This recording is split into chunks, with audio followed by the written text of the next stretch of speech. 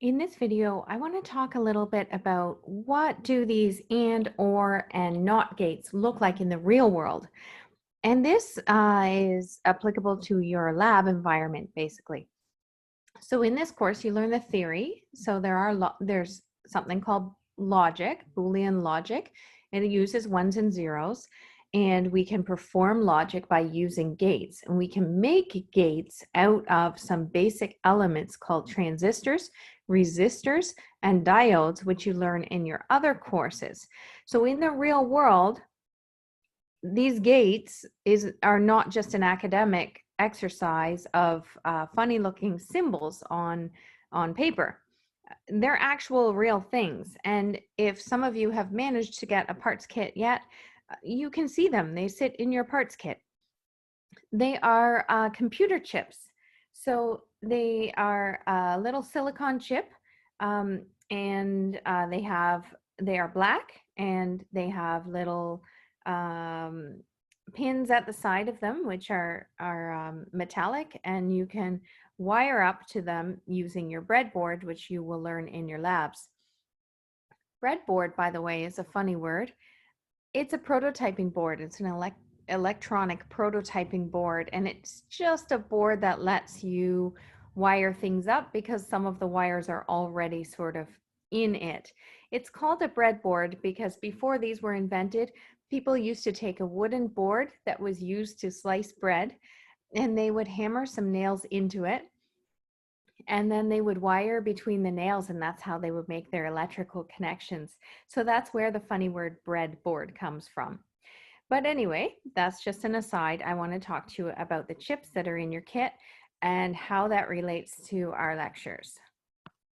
So here I'm showing you one of the chips. It's called the 7408, and that is a quad AND gate. Quad means 4, AND means AND gate. There are 2 inputs in each gate.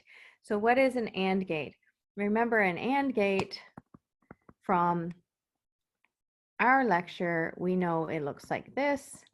It has output X. It has inputs A and B, which can be either high or low, or as we say, 0 or 1, 0, 1, 0, 1, and the outputs are 0, 0, 0. The output is only high if A is high and B is high, then the output X would be high. Okay, so that's what an AND gate looks like, but that's, we learned that math. Well, what does that mean in the real world? That's what I want to show you in this video.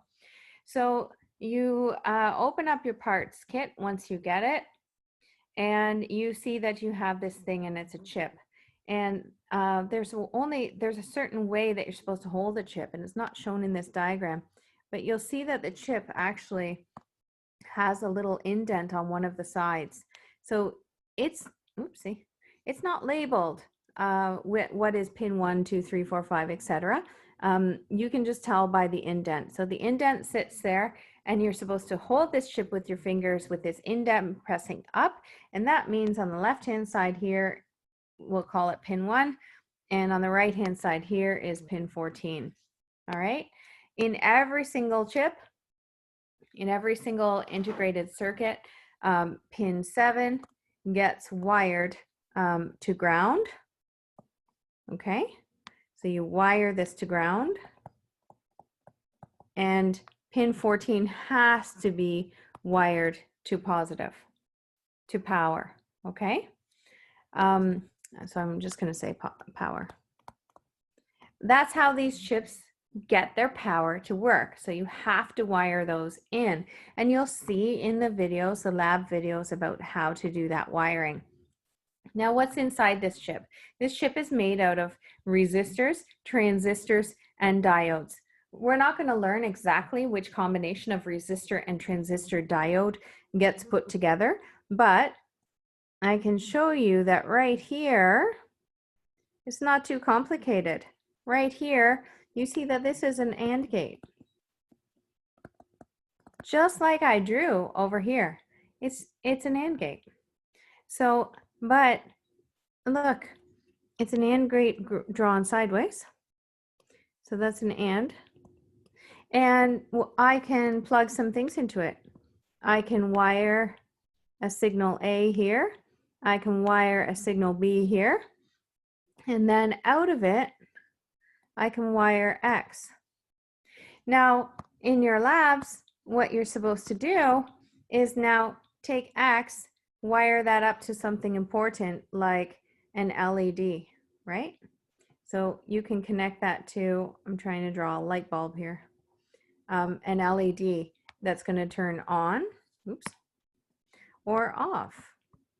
If it turns on, your logic is 1. If it turns off, your logic is 0 at coming out of pin 3. So if you get a 1 coming out of pin 3, then A must have been 1 going in, and B must have been a 1 going in. So you can wire this up, you can put some switches, and if you wire the power in straight to 1 and you wire the power straight to 2, then you should get a 1 coming out to light up your light bulb or your LED.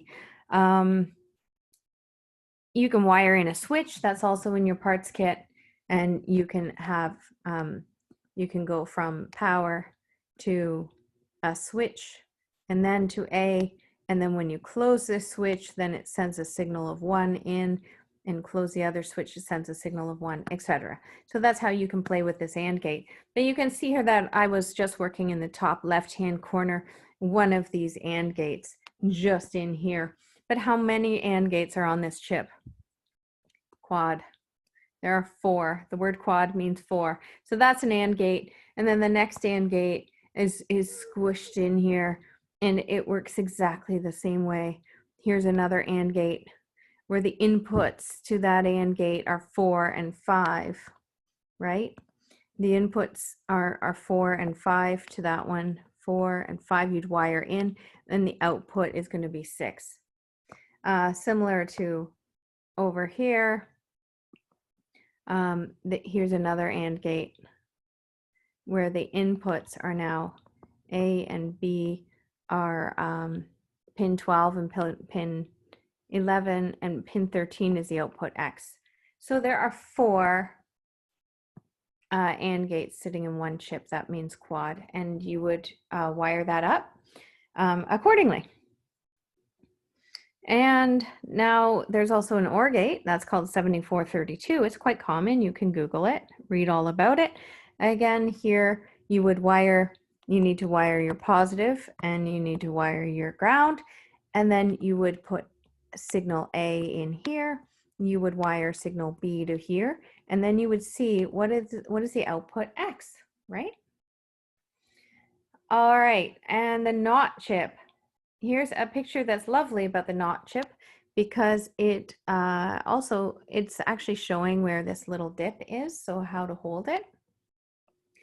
That's called the 7404. It's very popular.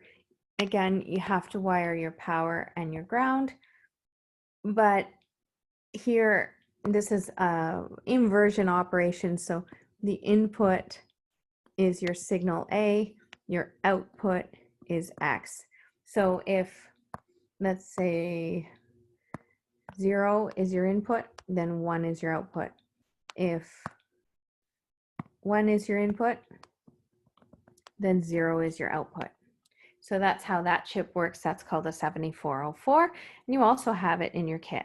So that's a little bit about integrated circuits. It's really important because next we're going to learn about N input gates or multiple input gates, and an understanding of these chips helps you determine how to wire up multiple input gates that are more than just 2, even though you only see 2 inputs per gate on these chips.